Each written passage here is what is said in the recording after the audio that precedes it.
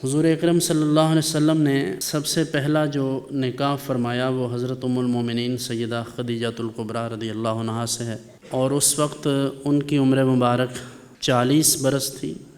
جبکہ رسول اللہ صلی اللہ علیہ وسلم کی عمر مبارک 25 برس تھی۔ اس سے اس بات کا اندازہ لگایا جا سکتا ہے کہ اگر شریعت مطہرہ کی روشنی میں دیکھا جائے تو کسی شخص کی عمر کم ہو اور اس کی بیوی کی عمر زیادہ ہو تو اس میں کوئی حرج کی بات نہیں ہے۔ اسی طرح حضرت ام المومنین سیدہ عائشہ صدیقہ رضی اللہ تعالیٰ عنہا کا نکاح ہوا تو نکاح کے وقت ان کی عمر 16 برس اور رخصتی کے وقت ان کی عمر 19 برس تھی، تو اندازہ کیا جا سکتا ہے کہ رسول اللہ صلی اللہ علیہ وسلم نے ان سے کم عمری میں نکاح فرمایا، یعنی وہ حضور سے چھوٹی تھیں۔ اس وقت حضور علیہ السلام کی عمر مبارک 50 سے متجاوز تھی، تو اس کا مطلب یہ ہے کہ کم عمر خاتون سے نکاح بھی کیا جا سکتا ہے، اس میں بھی شریعت کی نظر میں کوئی حرج کی بات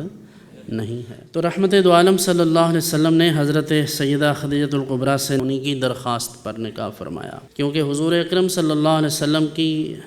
امانت کی، آپ کی صداقت کی اور آپ کے اخلاق حمیدہ ہیں، ان کا چرچا ہو چکا تھا، تو حضرت سیدہ خدیجہ الکبریٰ بھی جو تھیں وہ بھی حضور صلی اللہ علیہ وسلم کا ذکر خیر سن چکی تھیں، اور انہیں کئی ایک جگہوں سے نکاح کے لیے پیشکش کی گئی، لیکن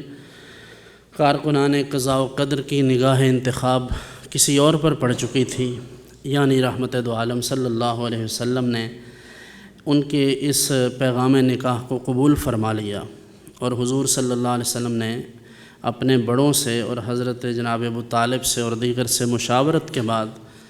نکاح کا معاملہ سر انجام دیا، اور جناب ابو طالب نے ہی نکاح کا خطبہ پڑھا تھا۔ 25 برس وہ حضور اکرم صلی اللہ علیہ وسلم کے نکاح میں رہیں، اور ان 25 سالوں میں رحمت دو عالم صلی اللہ علیہ وآلہ وسلم نے کسی اور خاتون سے نکاح نہیں فرمایا۔ پھر انہی کا یہ شرف ہے کہ حضور صلی اللہ علیہ وسلم کی ساری اولاد پاک انہی سے ہے، مثلا حضرت سیدہ زینب، حضرت سیدہ رقیہ، حضرت سیدہ ام کلثوم، اور حضرت خاتون جنت سیدۃ نساء العالمین فاطمۃ الزہرا سلام اللہ علیہا، یہ تمام کی تمام صاحبزادیاں، یعنی چاروں صاحبزادیاں حضرت خدیجہ الکبریٰ کے بدن سے ہیں۔ یہ جو ایک وہم پیدا کیا جاتا ہے اور شبہ پیدا کیا جاتا ہے کہ حضور علیہ الصلوۃ والتسلیم کی ایک صاحبزادی ہیں، یہ بالکل غلط ہے۔ صحیح یہ ہے کہ حضور کی 4 صاحبزادیاں ہیں، اور چاروں میں سب سے کم عمر حضرت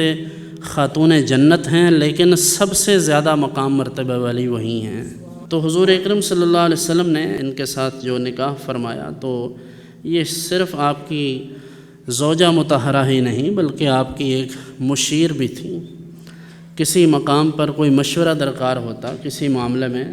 تو حضور صلی اللہ علیہ وسلم ان سے مشورہ کرتے،